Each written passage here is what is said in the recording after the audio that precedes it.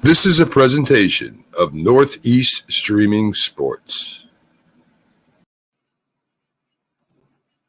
You're listening to TGI Sports Talk with your host Keith Angle on Northeast Streaming Sports.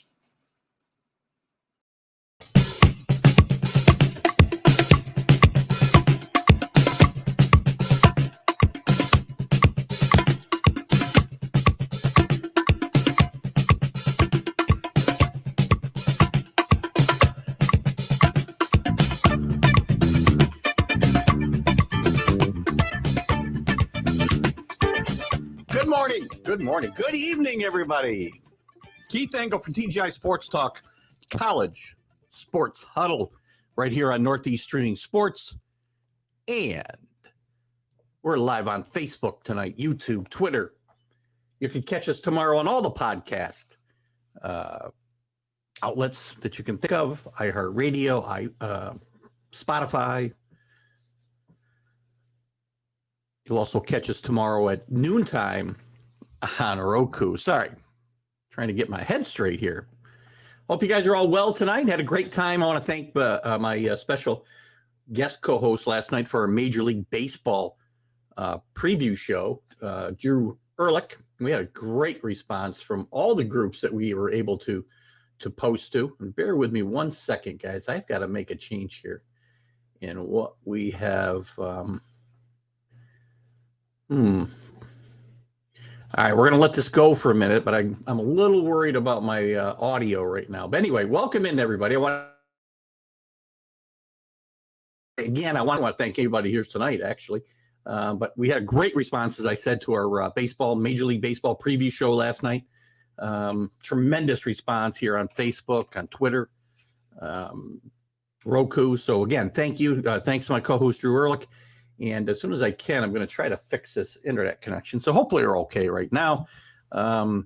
Looks a little off to me right now as I look at myself. But welcome in tonight. We got a lot to talk about on the College Sports Huddle tonight. We're going to recap the college basketball Final Four and the championship game. We'll talk a little bit about Duke after Coach K. We'll talk about Bill Self in Kansas. And, does anybody care that Kansas has won this national championship and shrouded in a little bit of manure, if you will? We'll talk about North Carolina's resurgence under Coach Hubert Davis in his first year, replacing the legend that was Roy Williams. And we'll also talk about Jay Wright, who, listen, Villanova got beat up. They put up a game fight against Kansas in the semifinals, but Bill Self, Jay Wright, and that entire Villanova team deserves some kudos. We're going to talk about the fallout at St. Peter's after their historic run. Take a look at the coaching carousel, and then we'll get into college football because it's time. Spring practice is here. And, bear with me one second while I try to do.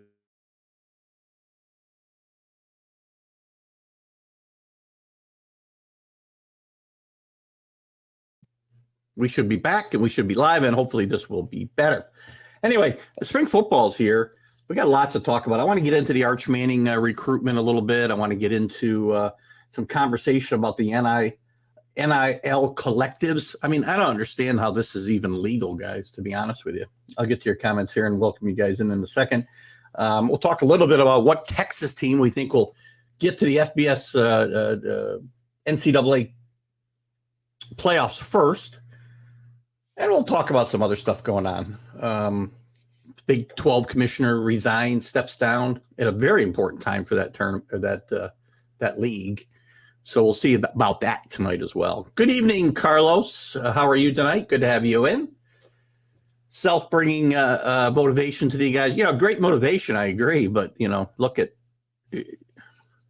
It's amazing to me that Bill Self has been able to avoid some of the recriminations that have happened at the other, and this program is still shrouded in investigations, and it's a little surprising to me that he's been able to kind of wield off some of the repercussions that have hit other coaches at Louisville and at Arizona and at LSU and at Auburn. Chuck Person, I think, may have gone to jail. Not sure. But, Good evening, Alan. It was an amazing game. We're going to talk about that. Listen, I'm not going to take anything away from Kansas and the great victory that they had, the great comeback that they had. We'll talk just a little bit about whether this is a big deal. Remember 2019? Yeah, I do remember Kansas was undefeated. But again, I'm not talking about the Kansas team and their success. And Bill Self hadn't won a championship since 2008. If we just want to talk about basketball, and Bill Self had been coming under some fire in Kansas for underachieving teams, not to mention the allegations that are still hanging out there. So Bowlesby will still remain the chairman until they find his replacement in the Big 12. Thanks to Alan for that. He is our Big 12 expert. Excuse me. And we'll certainly lean on him some for maybe some information out there as this story progresses. But lots to talk about. So let's talk about the basketball first, and then we'll jump into football. And football is going to get to be our main topic here soon. I'll get Larry Sorensen in a few weeks to chat about the Wake Forest spring practices and the ACC a little bit. ACC, listen, with their antiquated TV deal, man, they're going to have trouble keeping up with some of these the other power conferences going forward. But we'll get into that a little bit later. Here's a nice message from our esteemed baseball analyst, Drew Ehrlich. Thanks again to him for last night. So anyway, I'm trying to get to I got so many banners right now that I can't get to where I want to be. All right, so here we go. The Final Four. We talked a little bit about the Final Four on Sunday, but we'll recap those games quickly. You had in the early game Kansas and Villanova matching up. Villanova well undermanned, obviously, with Moore out with an injury. And listen, they put up a good fight. They played like six men, and they were only playing six men before Moore got hurt, and somebody had to step up, and nobody really did. Their bench was not good. But again, they made a great run midway through the second half and just ran out of gas. And Kansas just poured it on. And Kansas doesn't play a lot of guys either. But the guy they bring off the bench in Remy Martin, when he's on, this team is really, really good to go along with the big man in the middle. This is just something that it's very hard for these other teams to keep up with as we go forward. And Villanova really had no answer for McCormick that night. And obviously the player of the tournament, Abaji, I listened to him say his name 100 times thinking I could get this down. But Abaji played a great game against Villanova as well. And Villanova was put up a game fight. In the other game, it was a classic in my mind, just a classic duel of two classic programs, two great rivals in North Carolina and Duke. And you could not have asked for anything more than what we got in this game, in my mind, guys. It was Coach K's last game, Hubert Davis's first year replacing Roy Williams. And we got a game that went back and forth all night long. I mean, there was 20-some lead changes in this game. You had it all. You had an injury to Bacat, who had to come out of the game midway through the second half and made kind of a Willis Reed type re-entrance to the game.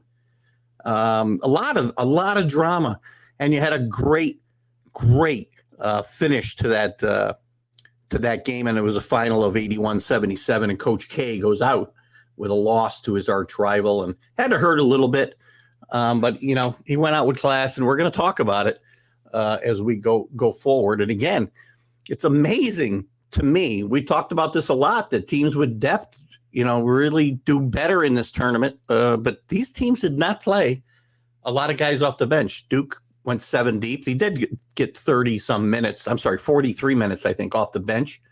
But Carolina only had, as I said, 13 minutes off the bench. And most of that was while Bagat was hurt. So great job by North Carolina getting past their arch rival Duke. Hubert Davis did a tremendous job with his team from midseason on, especially the final quarter of the season. This team just caught fire, and they crashed the boards, and they played with reckless abandon, and they did well. And Roy Williams was there at pretty much all these games, right around. Right through the tournament, at least. And I know they're using a lot of home games. That's got to be tough for Hubert Davis. I'm sure that the support feels good to him, but at times it's got to be, you got to kind of look over your shoulder and, what's Roy thinking? Let's look at some of your, Alan, we're going to talk a little bit about, we're not going to talk too much about the Pac-12, but the media deals, you're right, and I'll talk about this more as the football as we progress with football chatter through the spring here. But some of the TV deals are going to hamper down, as you say, the Pac-12. It's definitely going to hurt the ACC. I mean, they're locked into a deal with ESPN for like the next 20 years at a deal that's not anywhere near market level now. So we'll talk more about that. Villanova will be competitive next year for sure. I agree. And we're going to talk about this more. Jay Wright, we talk about the stories of this tournament, but Jay Wright, again, as I've said 100 times, and I think Carlos has agreed with me, and no less an authority than Dick's Hoop Weiss, who I had on last Wednesday, said the same thing, that with Coach K retiring, Jay Wright is the best coach in the country. He does it the right way. He brings in guys that are going to be there 3 years, and they're going to mature and develop into stars in their veteran-led teams for the most part. No cheating. You don't hear about, cheating going on in Jay Wright's program, just like you didn't hear it going on in Duke. And you don't hear that a lot. Again, the Bill Self, look at the Bill Self, and to me, that was an interesting matchup of programs in Villanova and Kansas on last Saturday, because you've got Bill Self, again, a great basketball coach, but under this microscope, and has been for years now, of the NCAA and the FBI both, and still wiggling out of it, winning a national championship. And you got squeaky clean Jay Wright over here, has never had a major allegation against any of his programs. And Jay Wright is one of the best coaches in the country for sure. The Duke that's an instant classic, Carlos. This is a game you'll be seeing probably as soon as next week on ESPN Classic, if we haven't seen it already, because this game will live on forever. It was a great game amongst, again, two powerhouse programs, two blue bloods, one great coach, maybe the greatest coach of all time. As I've said, I do have him ranked number one in my top 5 coaches of all time, just ahead of John Wooden. And Hubert Davis, who, again, replaced one of the other top 10 or 15 coaches of all time in Roy Williams, and who won 2 national championships at Hubie's alma mater, and was part of that staff for quite a while before Roy Williams basically handpicked him for the job. So it was just a great. If you don't enjoy that, if you didn't enjoy that game and all the everything that surrounded it, then you can't be a sports fan. You just can't. The only downside the game was that it was on TBS and hard to, you don't have great access to TBS out there in Oklahoma. I mean, obviously they don't get what CBS gets. I've never understood that, to be honest with you. I know that there's money involved, and TBS and CBS and Turner, all the Turner channels, which TBS is one of, obviously, are part of this whole broadcast process, right? The contract it allows them to do this, and why they put these big games on TBS and not CBS. There's got to be something in the contract that says it's got to happen that way, and I guarantee it's about money. But you wouldn't think it'd be about eyeballs, because if it was about eyeballs, it would be on CBS and not on TBS. So it's an interesting comment for sure. Hubert Davis, it is an incredible start to a college career. He's had his ups and downs, more ups recently than downs, obviously. Gonna hurt blowing that lead, but I can't say he did anything necessarily wrong. They blew that big lead against Baylor. They came back and won. This was a great Kansas team. I'm not taking anything away from them with my comments about the circumstances and the things that are still swirling around that program. I'm taking nothing away from those kids. They played great basketball, and they deserved to win this national championship, and they should be proud of what they've done. But the kids from North Carolina cannot hang their heads. I mean, they played a great game Monday night. And Hubert Davis, yes, it's not easy to replace a coach like Roy Williams, as John Shire will find out at Duke next year. And we'll talk a little bit about that in a second. But it's going to be very interesting to see what happens there. But again, great start for Hubert Davis. And I think this Carolina program is resurgent and back on the right track, as we said. Take the scandalous situation self beat Wright with his coaching. Listen, I'm not saying he didn't. He had better players. His players were healthy, and Jay Wright's weren't. But if you want me to pick one guy to start a program today, it's not going to be Bill Self. It's going to be Jay Wright. I don't really care.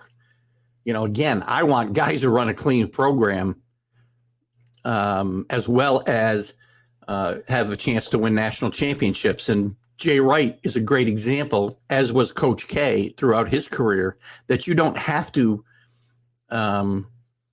sneak around the dark corners of the NCAA and recruiting and all this other nonsense that goes on. And we're going to talk more about the NIL in a little bit, and that's really starting to kind of get a stench to it in my mind. But I can't just remove the fact that this guy has had these whispers around him for a long time. Great coach, great team. Not taking anything away from them, but you can't just excuse it and say it's okay just because he wins. CBS would give a more worldwide audience, so it doesn't make sense to me either, Alan. I know that there's going to be language in the contract, and that's why it's the way it is, and the money. Who knows? Who knows why it's the way it is? I mean, they use the CBS announcers. The halftime team is TBS's own, and we get to see, four guys who don't talk about college basketball all year long talk about college basketball. I mean, Charles Barkley's entertaining, but I'd rather listen to analysis from Clark Kellogg and that group than the TBS group. They're good on the NBA, but True TV is another one. But True TV, Alan, they only get the games in early going when there's all kinds of games going on at the same time. They're not getting the games once we get into, the Sweet 16. Maybe that Sweet 16 games, but Elite 8, they're out. Wright is a true professional. Again, an example of how you can compete for national championships over and over again. He's won 2 since 2016 and do it the right way and mold men of good character. Because look at the majority of these kids do not go on to play professional basketball. Let's not forget. Your job is to win, but your job is also to develop young men. And if you don't believe that, then, sports isn't for you. It just isn't. The game itself was an interesting game. Kansas got out to, I believe, a 9-0 lead again. Huge, very quick start as they had against Villanova on Sunday. And Carolina quickly came back and went on their own run and led by 15 at halftime. And as they came out of the locker rooms, gosh, when I looked up, I mean, I feel like Villanova went on a run of about 15 points in a row. The game was tied before you knew it. I don't think 7 or 8 minutes went by. They tied the game. Just a great performance out of the Kansas team. McCormick with another big game, 15 and 10, another double-double. And these teams didn't necessarily play very well this game, by the way. It was not a sharp, crisp, well-played game by any means. McCormick, he's shooting from about 5 feet all the time, and he only went 7 for 15 from the field. And he only got to the free throw line 2 times. So, this was not a classic Kansas performance, and they got away with it. They were lucky that North Carolina again had injury issues. Manick took a horrible fall early on. I gotta believe that affected his game a little bit. He only took 8 shots, 4 for 8, 3 for 6 from, which isn't too bad from 3-point lands. Obviously, he did hit a couple of big shots, but only 13 points. He didn't, and 13 rebounds. So it's not like he played horribly. But as I watched him, he just seemed a little off after that fall and banging his head on the floor and his tailbone. And then Baycott got hurt again near the end of the game. Rolled that same ankle. And continued to play, a decent amount. Johnson, who came on, he was a 6th man in this rotation. They only went 7 deep, 16 minutes out of the top guy off the bench, 18 total. But he did score 11 points, Johnson, and a scary moment for him in this game when later in the game he was just exhausted and collapsed basically on the field and was choking up. It turns out he was just, exhausted and needed a blow. But it was a scary moment. I mean, it kind of took me back to, I'm trying to remember the year now. I guess it was around 90, maybe 90 with Hank Gathers from Loyal Marymount, and watching him collapse on the floor during their tournament championship game. And it was a little scary moment, but thank God he was all right. Another great game.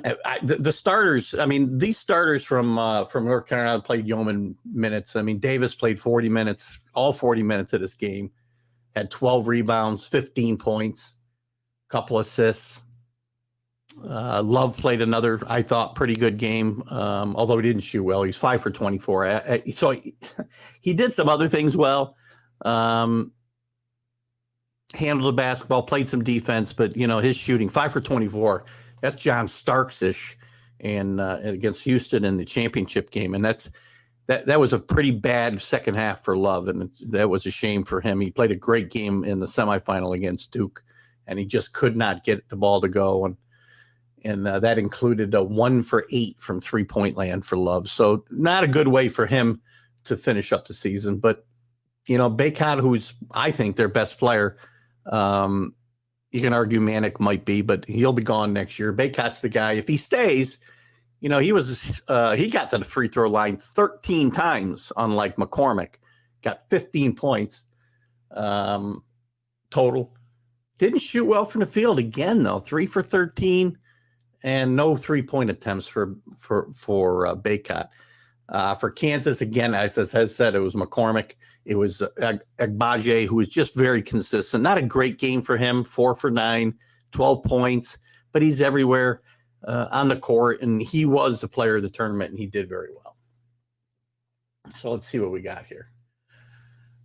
Can we also give special mention to the South Carolina's performance in the women's final? I will do that, definitely. Great job by South Carolina. And listen, I apologize for not doing a lot of women's sports here. And it's not that I have anything against women's sports. In fact, the college basketball might be, a better brand of basketball sometimes than the men, because they play great fundamental basketball in the women's league. And I will give a shout out to the South Carolina for beating UConn, who's now, well, I think this was Gino Auriemma's first trip to the final in like 6 years. So, UConn, who are used to being there year after year, has got a little luster off that program recently, but a great Final Four and a great job by the South Carolina women's team. So, they're unbeaten streak in the title game for sure. They haven't been there in a while, but you're right. They were winning all of them when they were there. So great job by the women of South Carolina. Congratulations to them. That game floor played better defense than half those kids. I don't understand. They did have some trouble with the floor. Listen, I'm not a big fan of these huge venues like the Superdome and some of these, 60, 70, 80, 90, 100,000 capacity arenas for these games, especially if they don't play basketball there as a rule. And then these raised floors. Again, I guess on TV it's interesting. It's an interesting watch, a view, but to me, you're asking for more trouble, injury wise than it's really worth. But it was a pretty floor, right? But is he going to confront stadium officials about that floorboard getting loose? I don't really know what's up with that. I mean, again, that's something that should not be happening in these games. That's for sure. Yeah, and Carlos is thirding, I guess, our kudos to the South Carolina team. Very well done there. Let's talk a little bit, as we wrap up here. What's going to happen at Duke after Coach K's gone? There's already some rumors. Jay Williams, former Duke standout guard, played for Duke under Krzyzewski and won a national championship, I believe. But he's already started a little conversation that Coach K could come back for one more year for some stabilization, because John Shire, who will be taking over next year, has already lost two of the top assistants on that team besides himself, as he was the top assistant this year, waiting to take over for Coach K, including his top recruiter. So this makes it tougher for Shire to start off on a strong footing, as it were. Again, not everybody can come in and go to a final their first year. There's only been 5 coaches, I think, in the history of college basketball who've gotten to the final in their first year.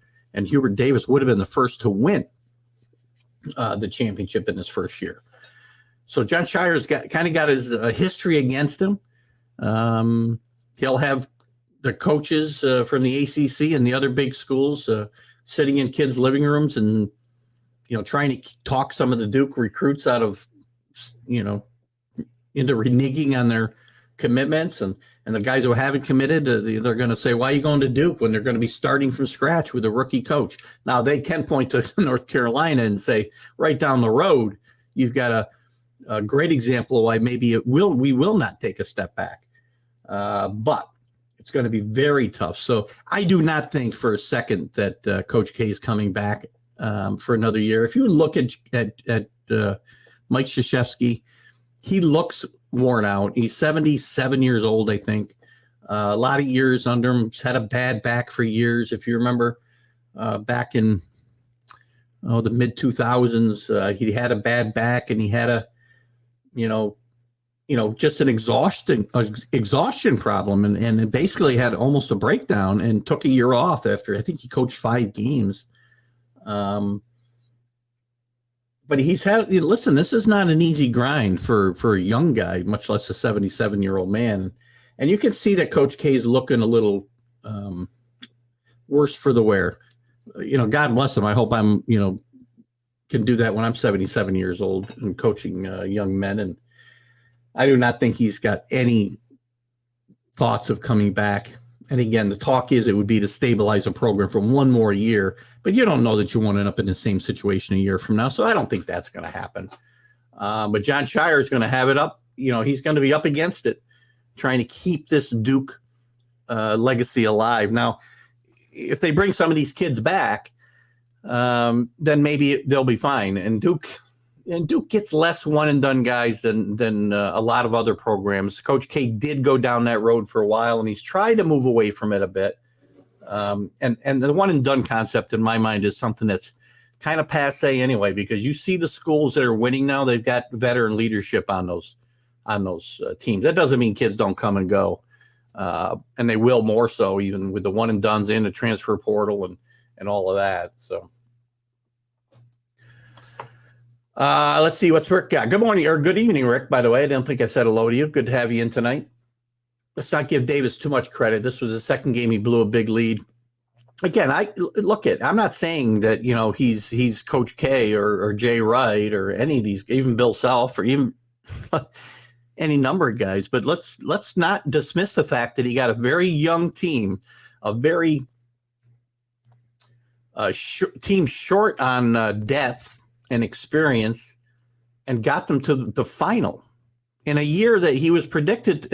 And by the way, Roy Williams didn't make the NCAA tournament last year with this North Carolina program. So I'm not going to take I'm not really going to blame Hubert Davis. Yes, they blew a 15-point lead, but other teams have. I understand that's the biggest lead that has been blown in the tournament. But, look at it. He lost to a great team. This isn't Georgetown losing to Villanova. This isn't Houston losing to North Carolina State. This is losing to probably the best team in the country. After all is said and done and you watch this entire tournament, it's probably the best team in the country. I'm not a huge Bill Self fan, as I said, but yeah, they blew some games. And quite frankly, if Manic doesn't get hurt, in my mind, they don't blow that 25-point lead to Purdue. And it's a testament again to the fact that they are very shorthanded. When they do get injuries, the team's in trouble. And I think you saw that again Monday night a little bit. Not to excuse their loss. I think Hubert Davis has nothing to apologize for, and I'm going to give him credit, because this team wasn't expected to do anything. This team was derided all year long by me included. And I said Hubert Davis was getting some, whispers about, did we make the right choice here around midseason? The record was never that bad, but they were just beating up the teams they should have beaten. They weren't beating anybody that they were not expected to beat until, we got near the end of the season. So, I don't want to be too hard on Hubert Davis here. I think he did a great job. While he's learning on the job, by the way, let's not forget. I mean, this isn't a veteran coach who blew a 15-point lead and a 25-point lead. So I'm going to give him the benefit of the doubt. What other stories we got here? So we talked a little bit about this. I'll talk some more. Again, does Bill Self quiet the doubters? So there's doubters on a couple of levels here with Kansas, right? This is a team that I said has been under the cloud of an NCAA investigation. This is a team that hadn't won a national championship since 2008, despite going into these tournaments a lot of times with the best team. So now, does this investigation, and it's a great question, does this investigation tarnish this championship at all, or does nobody care? Have we just reached a point that nobody cares about straight lace programs and people towing the line? We just are going to assume, as John DeLong. John, if you're here tonight watching, thanks for watching. Again, we talked about Will Wade getting let go, and John had pointed out to me that, every coach does it. And I don't believe that for a second. I think a lot of them do. And that's why we get jaded into thinking, who cares if Kansas is cutting some corners? Bill Self is a great coach and it's a great team. And we won a national championship, damn it. And that's all that matters. And I don't know that I subscribe to that theory. Again, character matters. You're supposed to be building character in young men as well as winning championships. And, I'm sorry, but the job does entail that. Now, if you don't win, you're going to get fired no matter how great a character you build in guys. I understand that. It's part of the deal. But, I mean, this team is not done being investigated yet. Nothing has been decided. That this cloud's been hanging over their head for years. So Bill Self has had to go up against that and his own supporters or non-supporters who have been getting on him for not winning a national championship with some of the best teams in the country over the last 14 years. And, good for him for getting over the hump. But, let's not forget, it's going to be very interesting to see what happens with this investigation and where we look at this national championship, 3, 4, 5 years from now. Think about Louisville and Rick Pitino in a national championship that was vacated. So let's not forget about that. A couple comments here. Rick Sherlock coming in strong on Davis. He is. Again, everybody. That's why good point. Only tarnish if it's proven true. But to me, there's too much going on here. Again, we talk about this all the time. This isn't the first time these allegations have come up. They've had some minor sanctions in the past. And every other program pretty much every other program that was the focus of this investigation has paid the price, and the head coach has paid the price. Well, Auburn didn't. Actually, the Auburn head coach, when the allegations were made against, it wasn't Bruce Pearl who was there when Chuck Person was part of this. So, again, I understand. I don't want to. I guess I'm guilty of saying people are guilty until they're proven innocent, and that's unfortunate. But again, where there's smoke, there's often fire, man. So we'll see. But I agree. I mean, if it isn't proven true, then it won't be tarnished, unless there are some people who will never believe that the things that they're accused of, and that the allegations there can't be some truth to some of them.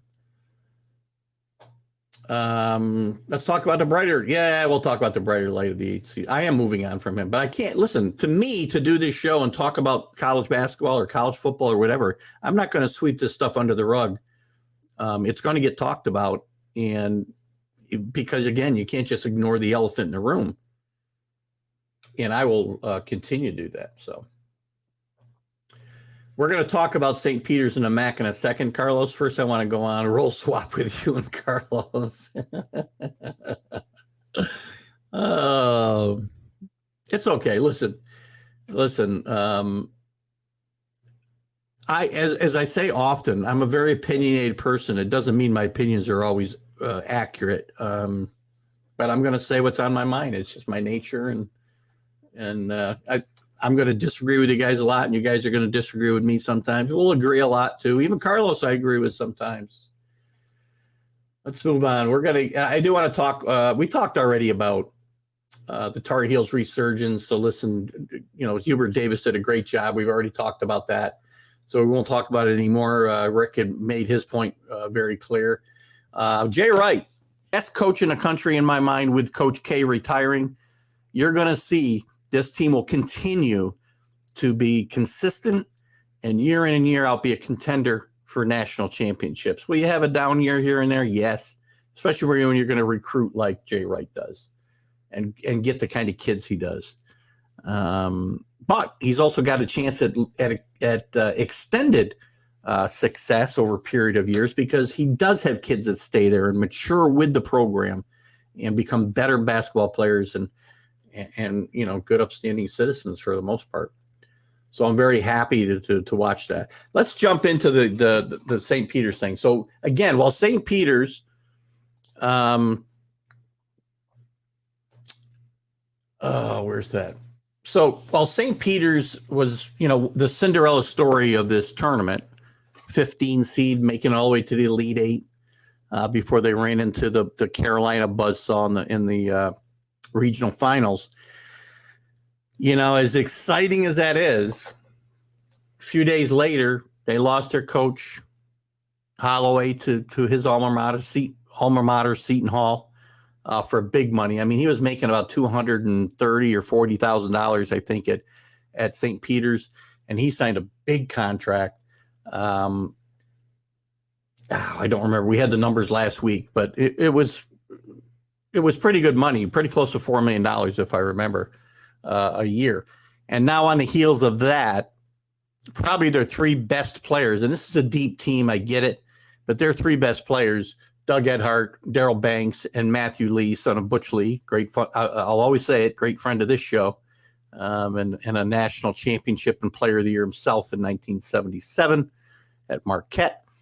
They've all entered the transfer portal as of today, and who knows if more will follow. Three of their better players. It's going to be tough to replace these guys, and it will hurt the MAC. I think Carlos had said that before. This was the run itself was great exposure for St. Peter's, great exposure for the MAC, and I think it will still help them in the long run. But anytime you're going to lose kids of this caliber, and who knows? I mean, these kids, just because they enter transfer portal doesn't mean they won't return. But if you're going to have a transfer portal, just like free agents in professional sports, when you get off a hot streak, you're going to capitalize on it and you're going to go look for the paycheck.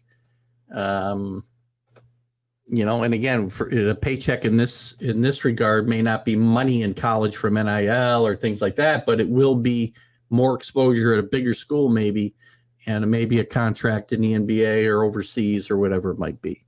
I mean, none of these guys are probably going to be NBA players, let's face it. But a lot of money's getting made in the European leagues, guys. Let's not forget that.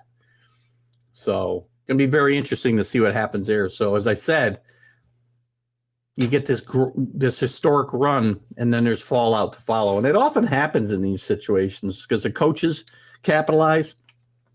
Now the players find themselves in a position to capitalize. And this is a situation where I'm okay with the transfer portal, by the way. We've had this discussion a few times. I don't like the fact that kids can go into the transfer portal for any reason that they want. But when your head coach leaves, I think every kid,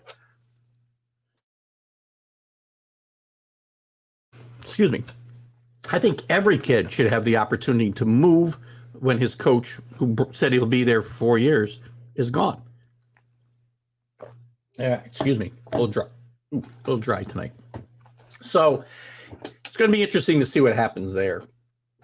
Let's see what else I got on the docket here tonight. And you guys can throw in, they might be D-League guys. Yeah. But again, that not a lot of those guys are going to develop into NBA players. They might, you never know. I like Banks' game a lot. I mean, Matthew Lee's a nice player, but I don't think he's got the size to play in the NBA. All of these guys could go play in the European League. In fact, I can see Doug Edhardt's game transferring into the European style basketball very easily.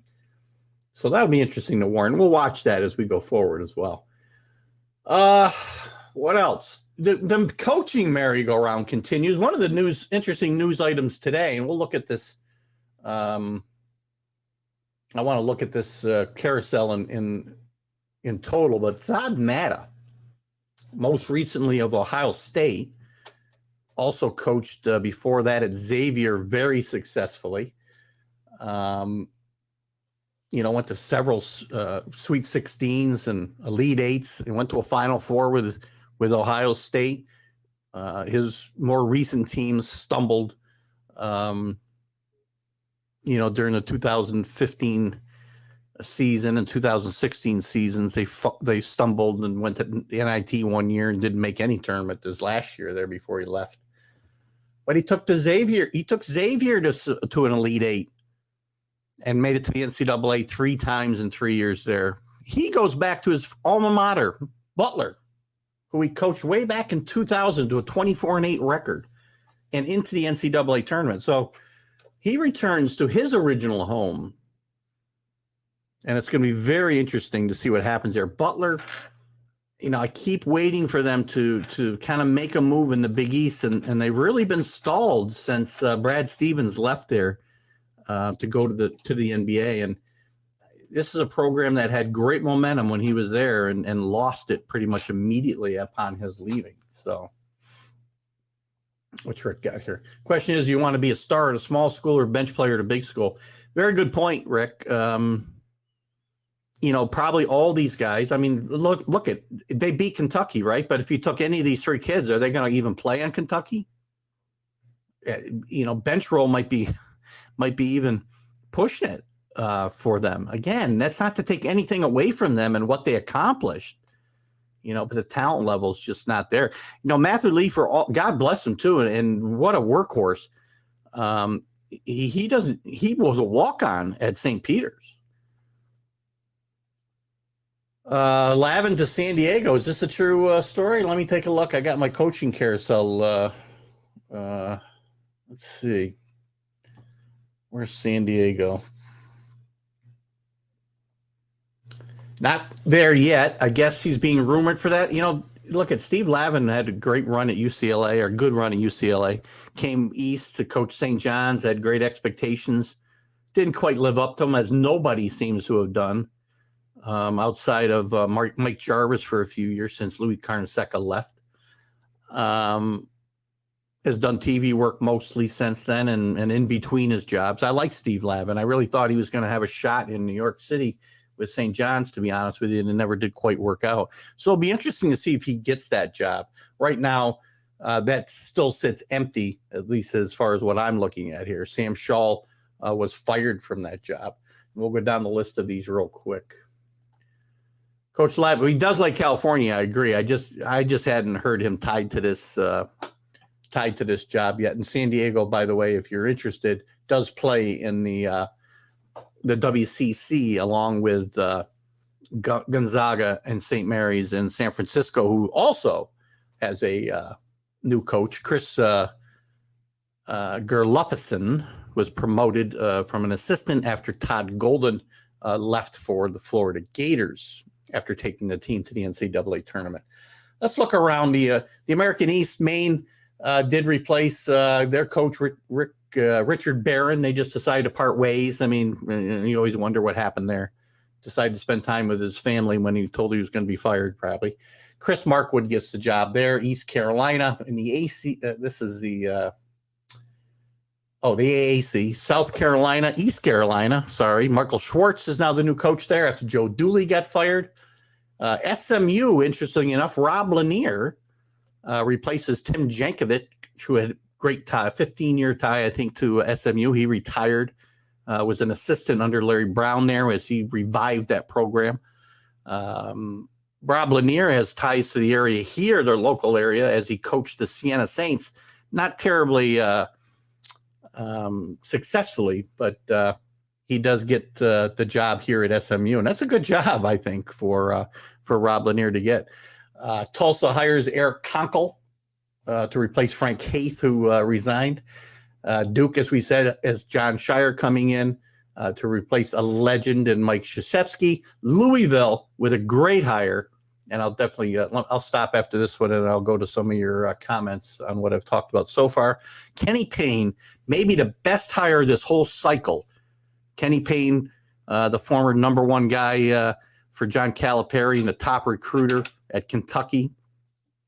Most recently an assistant coach for Tom Thibodeau with the Knicks. Gets the job at Louisville.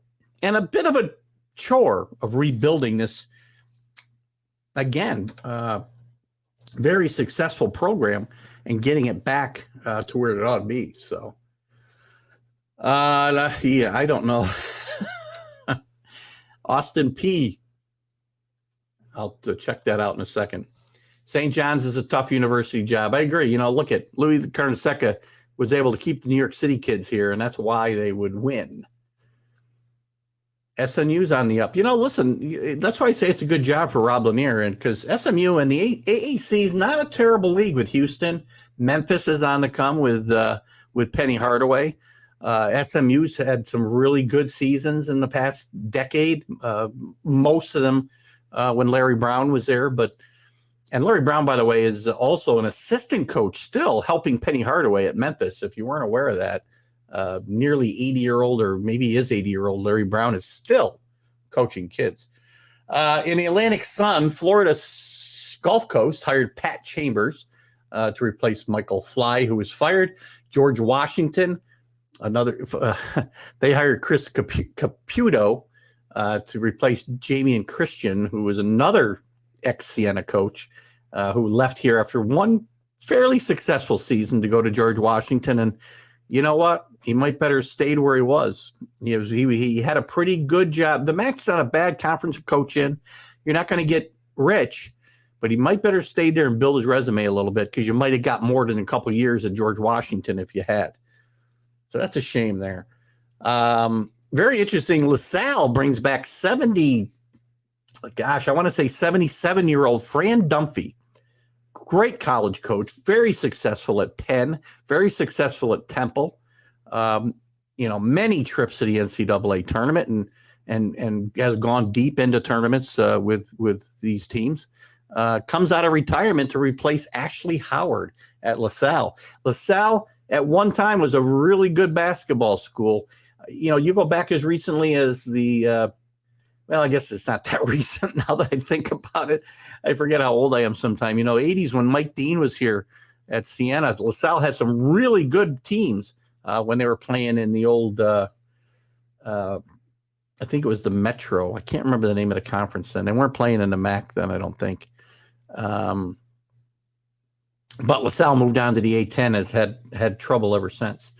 And we'll get back to your comments after I do a few more of these replacements. Rhode Island hires Archie Miller. Archie Miller's back in the game after failing at Indiana and having a really good run at Dayton before that. He gets back into the A10 at Rhode Island. Rhode Island's not a horrible job. There's been some really good coaches and some decent teams that have come through here. Jim Herrick, if you remember, Tom Pender's coached at Rhode Island and did very, very well. Danny Hurley, who's now the current UConn coach, came through Rhode Island. It's not a bad job and not necessarily a stepping stone job for guys like Archie, although I think Archie Miller's probably looking to get back into a bigger gig than this.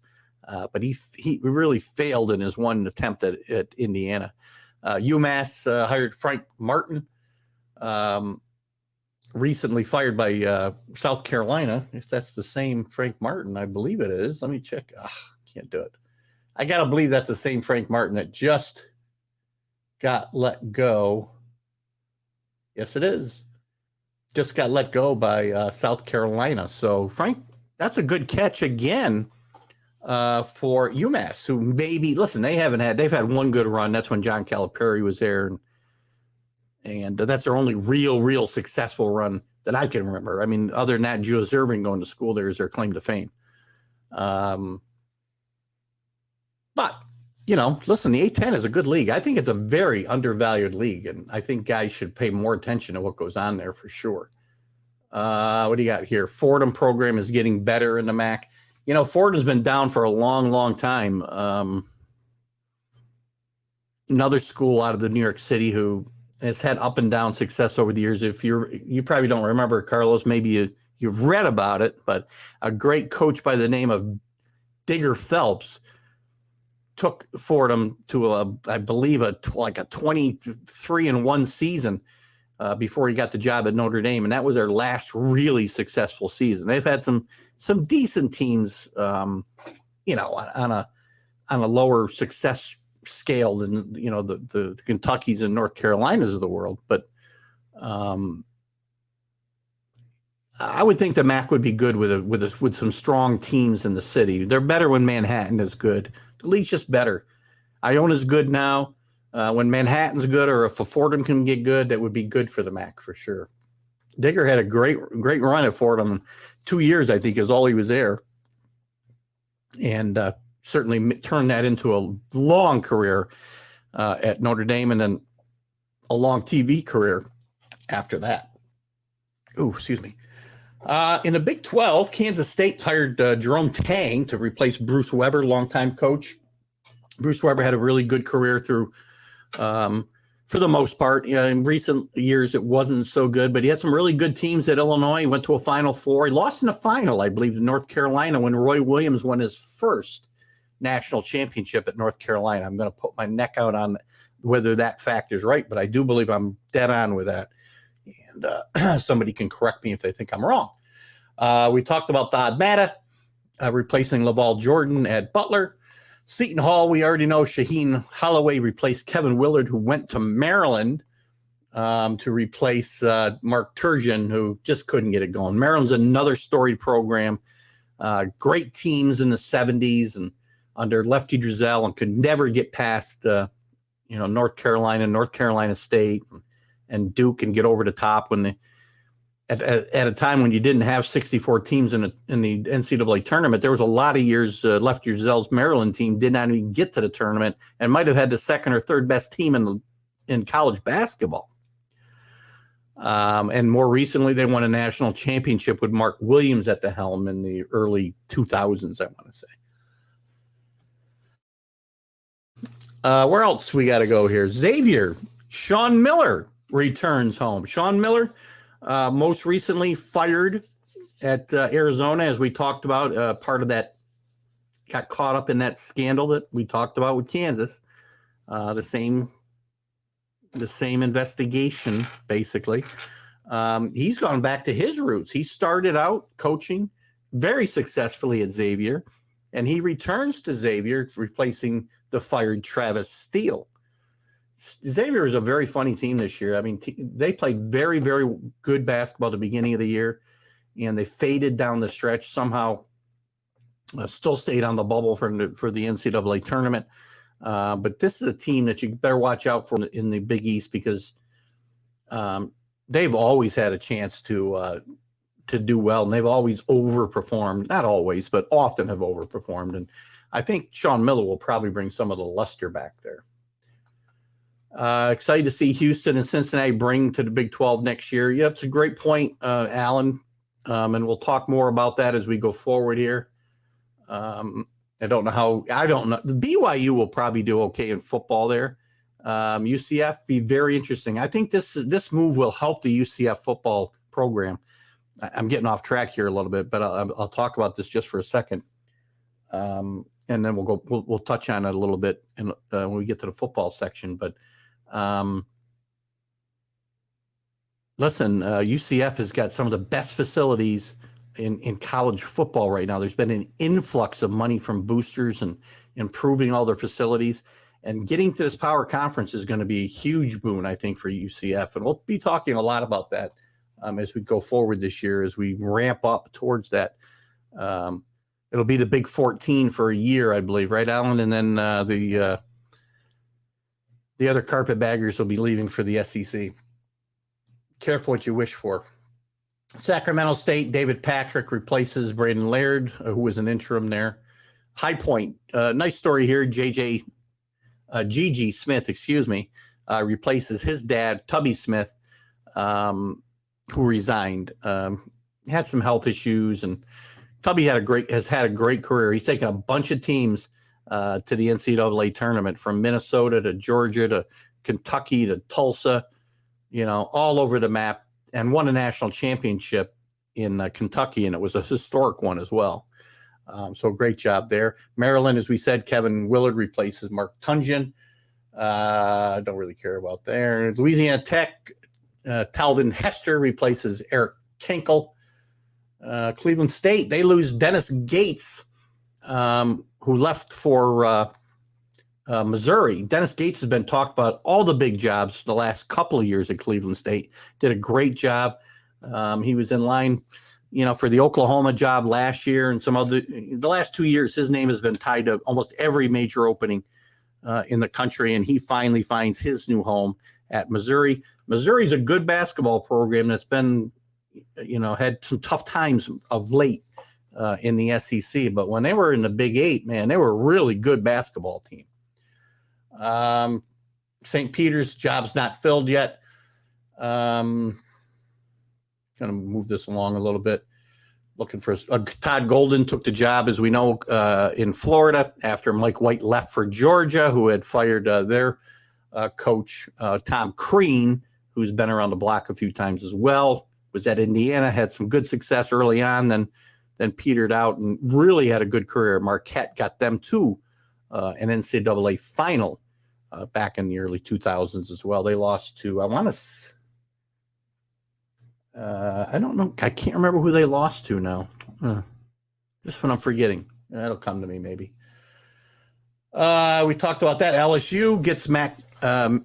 How do you say that? McMahon. It's not McMahon, right? McOwen. Anyway, he from Murray State, has been off a great run this year, and certainly had a really good run over his 5 or 6 years there. Replaces the fired Will Wade. And I'm sorry, SEC elitists and LSU apologists. Will Wade deserved to be fired, and not every coach in the country is doing the things that Will Wade did, and he didn't even do them successfully to be in a running for national championship. So, I'm sorry, Will Wade. Mississippi State hires Chris Jans to replace Ben Howland. Ben Howland got fired. Ben Howland had some great success at UCLA, as we know, went to I think 3 Final Fours in a row and a couple of finals. Couldn't get over the hump. Also was a head coach at Pittsburgh before that. I think Ben Howland could be back. He's been around a while, and he may need to step away from the game a little bit. We talked about Missouri. South Carolina hires Lamont Paris to replace Frank Martin. We want to get into Chattanooga. We know that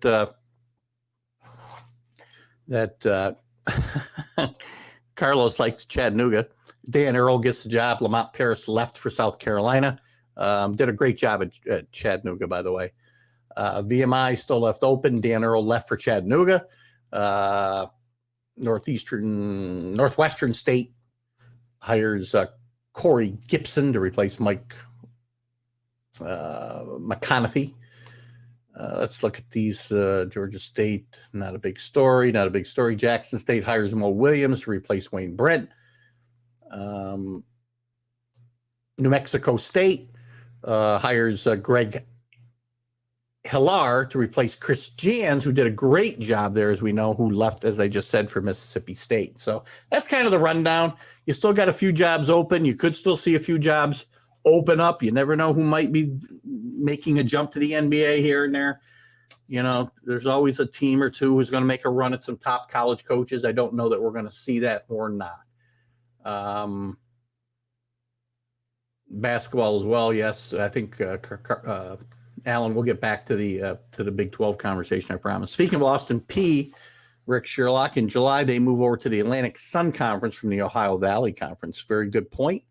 The Ohio Valley Conference, again, it's not a bad basketball league, and the A-Sun might actually benefit from Austin Peay and some of the other things they're bringing in. Corey Gibson is a APSU alumni. Did anybody ever find the video for me of Dick Vitale standing on his head in the early days of ESPN broadcasting the NCAA tournament when he said, if Austin Peay can beat, I wish I knew who they played, he would stand on his head on camera, and he actually did it. Great player, good coach, good call. So that's it. I mean, that's all I got for the. Let me just take a quick look at some of the news and notes, see if I missed anything recently since we've been chatting about college basketball. I don't believe I have, but let's just take a quick look at some of the headlines. If you guys got anything, we can early circle back, but I want to talk a little football before we go away tonight. We talked about that. We talked about that. If you got anything else, I'll circle back, but I think that's it. Fran Dunphy's only 73 years old, by the way. I aged him. Sorry about that, Fran. Let's get into some college football. I want to talk about this, and I know where Rick Sherlock's going to go right away.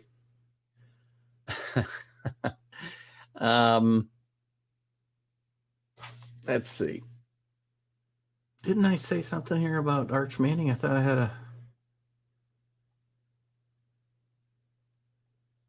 Oh, I guess I don't. I thought I had a banner for Arch Manning, but sorry, Arch, you didn't make it. So we'll just put news and chatter up there for now. Arch Manning is the class of 23. Arch Manning has been recruited since he was in 8th grade. He's a number 1 overall ranked recruit. He's had schools from all over the country. He's visited Georgia. He's visited Texas, Alabama. According to his coach, Manning will also try to visit Ole Miss, where his granddad went to school, LSU, and Florida. Interesting. No Tennessee. I'm sorry, Ole Miss also, his uncle also went to school there. And if you don't know, Arch Manning is the son of Cooper Manning, who, if you listen to accounts down south, was the best athlete amongst all the Manning boys. He was a wide receiver at Ole Miss and got hurt playing football. I believe he had a bad neck injury, and it was recommended he not play anymore, and that's how he ended his career. But Arch Manning is, again, you don't see kids start getting recruited in the 8th grade very often. And they're going to, with the NIL, who knows what's going to happen with Arch Manning and NIL money, which I'm going to get into here in a little bit. I'm not really enamored with some of this talk about the NIL collectives and stuff like that. Some of the things they're doing to me is really starting to toe the line. But what are your thoughts? I mean, where is Arch Manning? Can go anywhere in this country he wants to be, and he will probably be a starting quarterback as a freshman just based on his heritage alone. And Rick and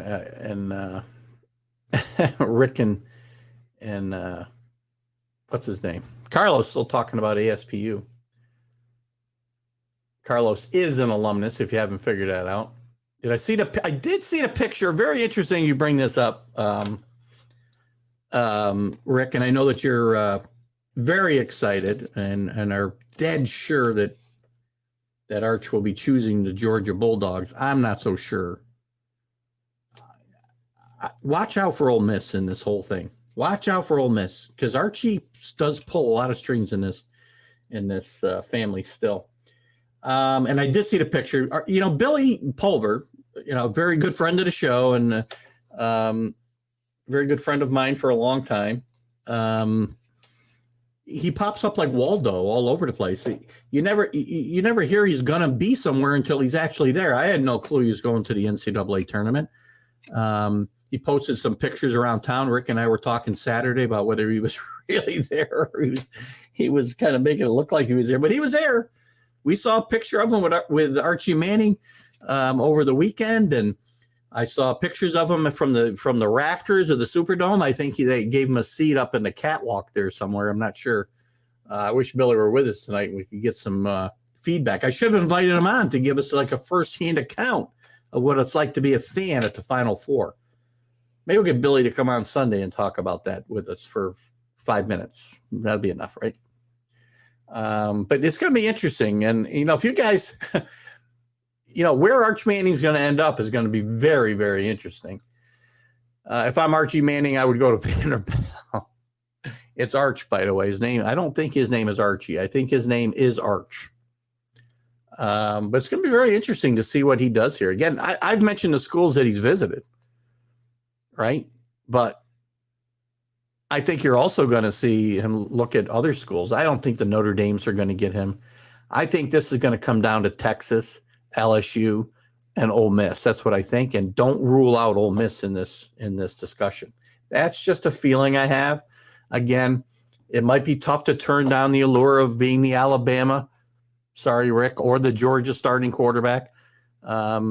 You're certainly going to have an easier path or maybe not an easier path, but a more direct path to the national championship than you would have at Ole Miss. But then there could be the lure of saying, I want to be the guy who gets Ole Miss into the national championship playoff, gets Texas into the national championship playoff, the first one from Texas to get into a playoff since it's existed, the first team.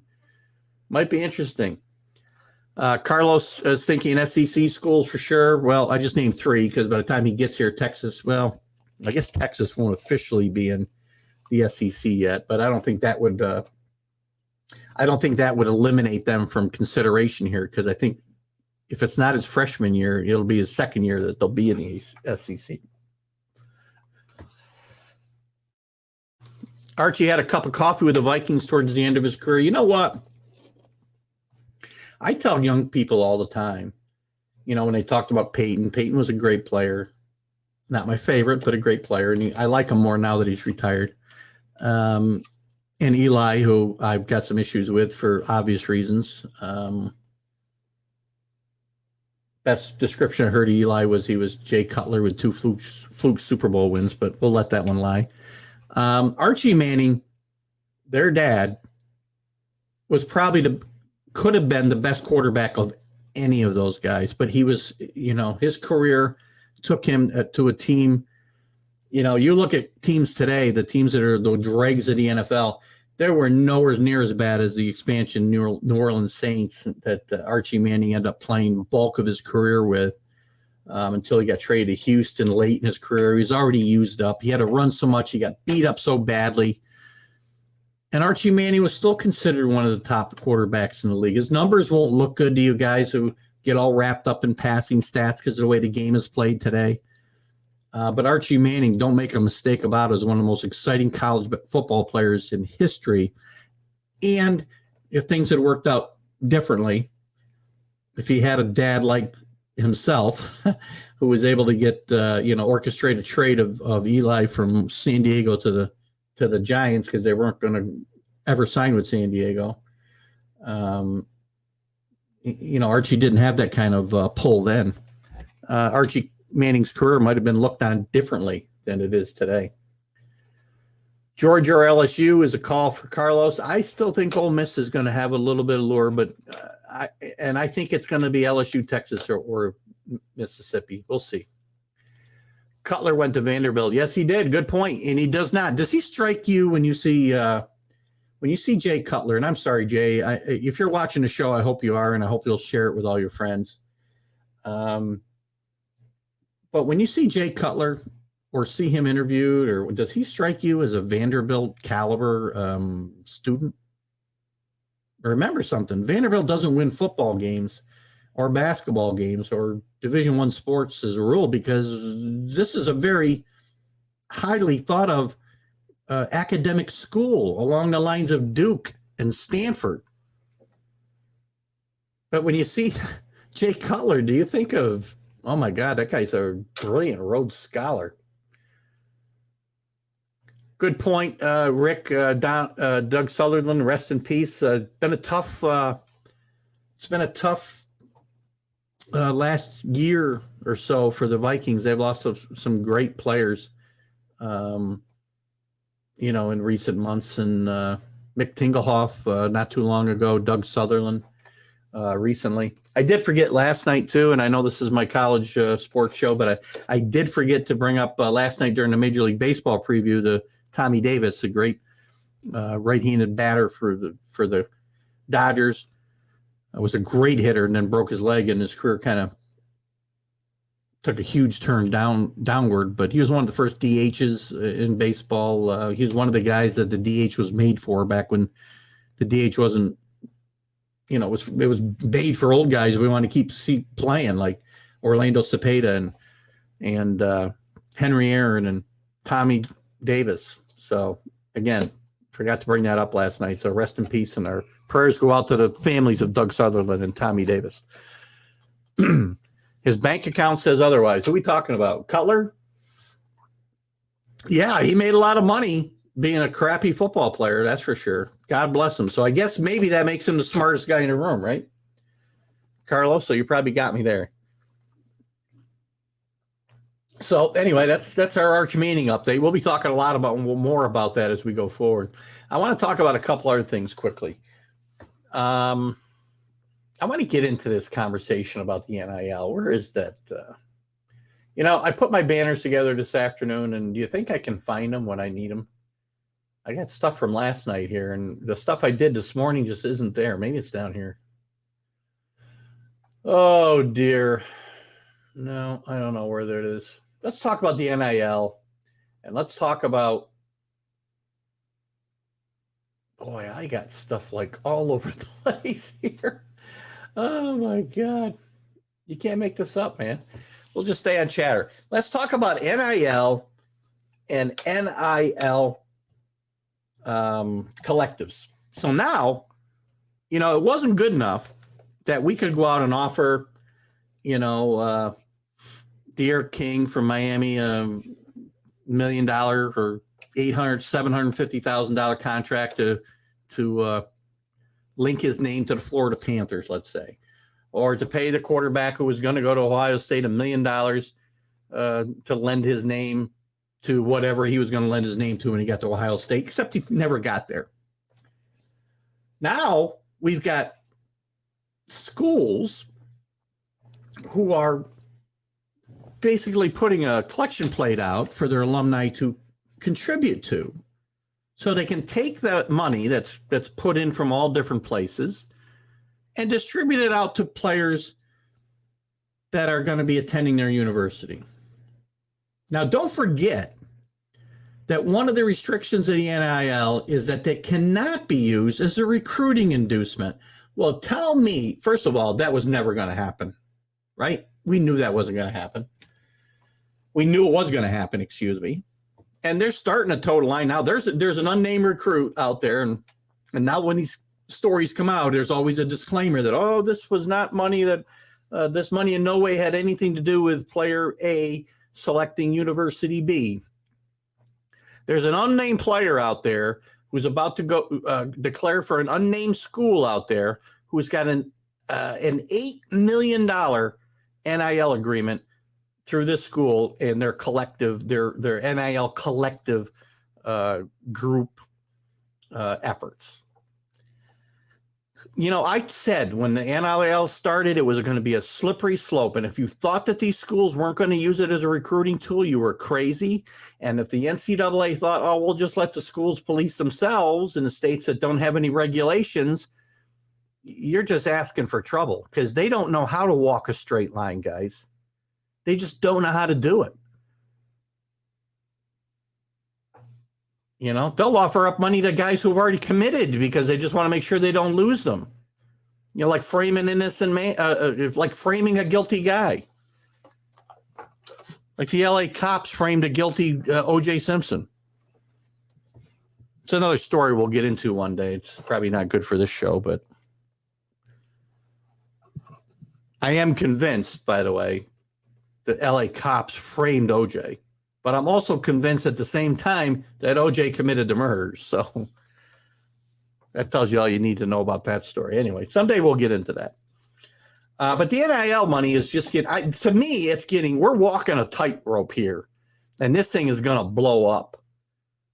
Now, hopefully what might happen is they start giving guys $8 million and they don't produce, and you're not getting any return on your investment. And that's what will put the governor on this thing and really keep guys in line, keep guys in check. When they start seeing, hey, I'm dishing out a lot of money for guys I don't know anything about, and they come here and they don't produce a damn thing, then maybe that money's going to police itself. But right now, I'm not confident that's going to happen. It's a bit concerning. Carlos, the idea that these players use their likeness to promote merchandise and commercial opportunities. Boosters cannot give money directly to players. No, you're right. They can't. But now they can give it to this collective, Carlos, and it'll find its way to the kids. What's the difference? There's just a middleman now. That's all. Do you really think the boosters? It's the boosters who have all the money. It's the boosters who have the car dealerships. It's the boosters who own casinos, I guess casinos isn't a good example, but whatever, chains of restaurants, chains of whatever you're going to put your name to. They're the guys with the money. $8 million for an 18-year-old, 19-year-old we don't know anything about, Rick. We've seen him play. Guarantee you those guys saw him play one or two high school football games against a bunch of kids who are with inferior talent, and if they get their $8 million worth, then God bless them. Now, you might say, I understand that these schools and the NCAA are making billions, just like the professional leagues. But I don't want to see amateurism taken out of amateur sports. Now, a kid should be able to fly home to his grandmother's funeral, and he should be able to, if the coach or somebody gives him some, $20 for a pizza, well, fine. But $8 million for a kid sight unseen, basically, and you don't know what you're going to get? And you're going to tell me the boosters can't give money directly because that's an NCAA violation, and they don't somehow find a way to route their money to them? They found a way to route the money to them before the NIL, and they're going to do it now, and it's going to look legal because they're going to have ways to whitewash their path. I mean, this is not a good thing, guys. I mean, people think that, okay, well, whatever, the kids should be able to get what they want. I still got to watch the movie National Champions, I think is the name of it. J.K. Simmons is one of the stars, and it's about a fictional college football team who's going to play for the national championship, and the kids go on strike because they want to form a union.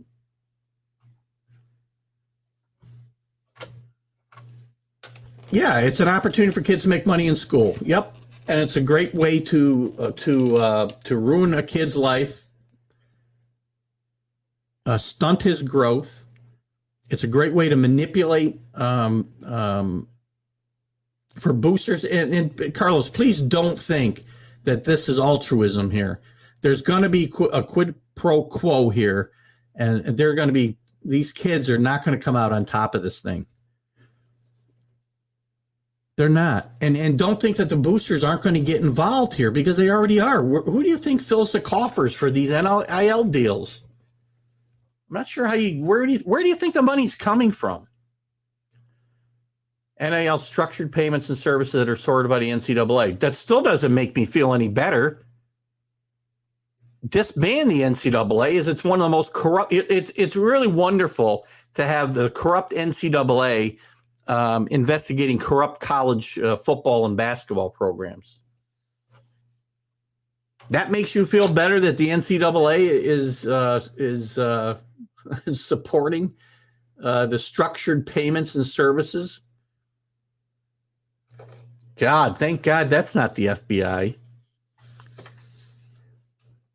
Again, it's very clear you're not supposed to use it as a recruiting tool, and it's very clear it's being done that way, and it's very clear, Carlos, sorry, this money's coming from boosters. Because who else has the money? You don't think T-Boone Pickens is putting a boatload of money in the coffers of Oklahoma State into this NIL conglomerate? Whether it's him or he's giving the money to somebody else to do it? Good evening, Dave Guyette. Good to see you. I'm great. Thanks for asking. Hope you're doing well yourself. Dave's a little bummed out. The Yankees and the Red Sox are rained out tomorrow. Groups like Altuis and other certified groups are in major universities supporting NIL and branding and marketing. Again, where's the money? So who's funding them? Who's funding them, Carlos? Who are they? Tell me who's behind the money. Not the companies, but the people. Guarantee you the boosters are there somewhere. That was USC. That was Bush. Reggie Bush. He wants his Heisman back. As soon as the NIL went into place last year, he said, well, where's my Heisman? I want it back. But you don't get your Heisman back, Reggie, because the rules weren't that now. That's what I don't get. We changed the rules, which, again, I said then was a slippery slope. I was going to change my background. Am I going to do it now with only 5 minutes left in the show? Nah, I won't do it. I was going to put my football background up, which will probably be up from now on. When laws change, you don't just let, if murder became legal tomorrow, would we let all the murderers out of jail? No.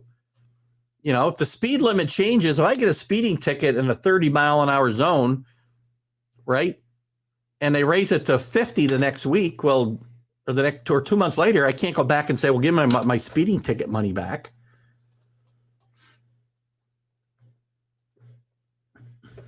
Yeah, I just don't. I personally don't think it's that much harder, Carlos. That's just my opinion. I think it's very easy. If a booster wants to get his money involved, a booster will find a way to do it, whether it's through one of the groups that you mentioned or other ways to do it. These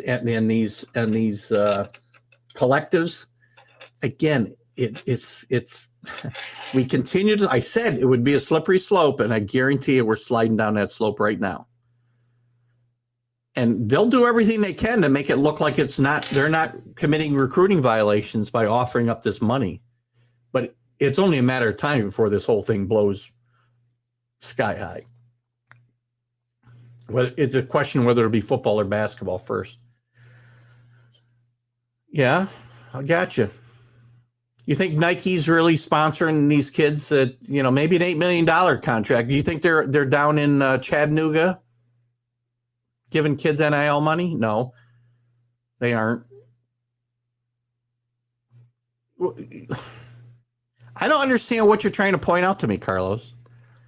I'm not saying I know what the money's for. It's for them to be able to use their name and brand their name and market their name. But the money's getting funneled through the universities to the kids, and that's what they're making their decision on going to those schools on.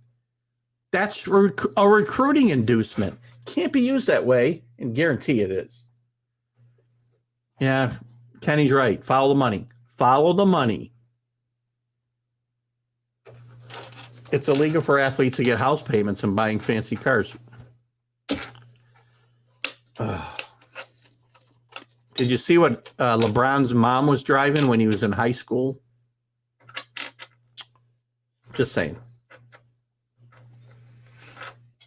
I agree. Nike and Adidas are everywhere. But you think they're just throwing their money around willy-nilly? And maybe that's good. I hope that Nike and Adidas get in here and they find out that the ROI is not there, and the boosters find out the same thing. Because, again, you can tell me all you want about Nike and Adidas, but, again, I'll use T-Bone Pickens as my example. The biggest benefactor to the Oklahoma State University and the university football team, one of the biggest boosters in the country. Guarantee you he has money invested in this NIL program, and it's getting funneled to kids at Oklahoma State. I'm just saying about amateur athletes getting whatever. He can't get whatever. I can't get into this right now. He did go straight to the league. I understand that, but you still can't give a high school kid who's competing in an amateur sport a brand new car. So they gave it to his mother. And Reggie Bush is a great example that Rick brought up earlier. His mother got a house.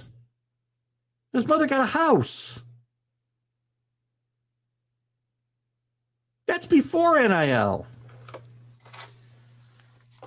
The guy who's eliminated from the playoffs while sitting on the bench. The guy who is eliminated. Yeah. Listen, I like LeBron. LeBron's been a great player. I've stuck up for LeBron through a lot of years. He's 37 years old. He's not the guy he was once.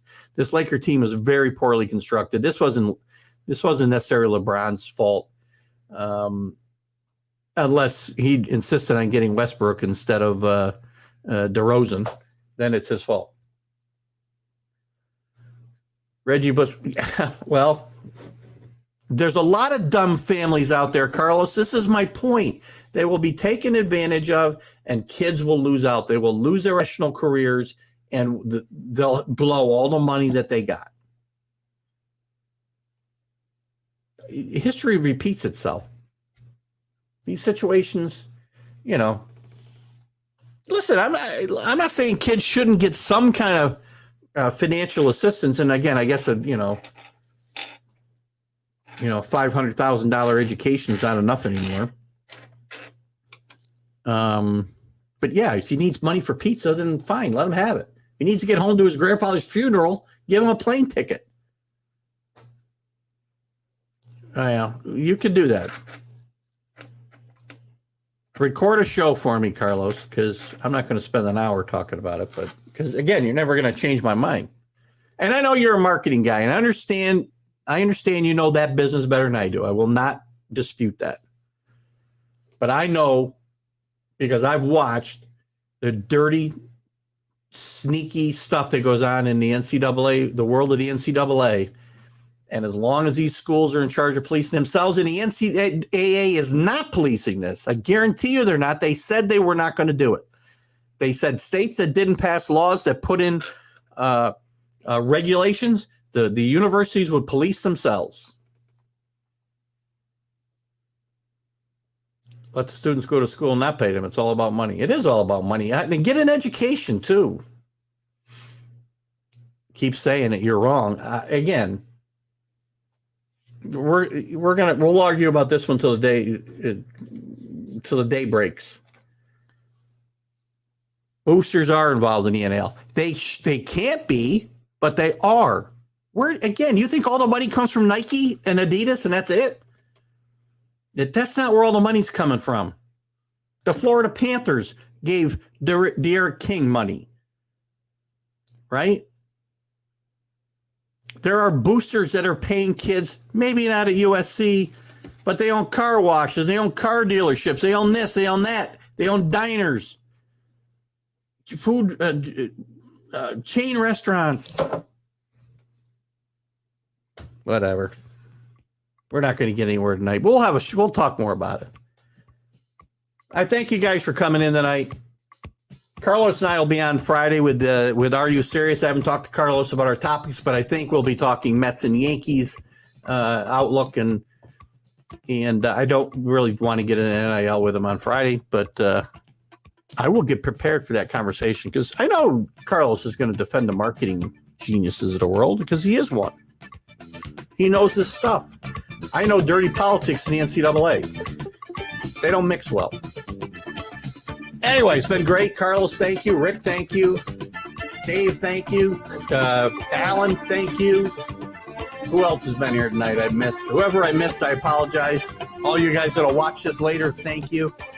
We'll be back with Are You Serious? On Friday, as I said. Carlos and I will chat about. Put up one more thing here. Same thing. Anyway, great spirited debate, which is what I like on this show. That's why Carlos is a great guy to have around. He may very well be right about this thing. I could be wrong. Put this one last thing up.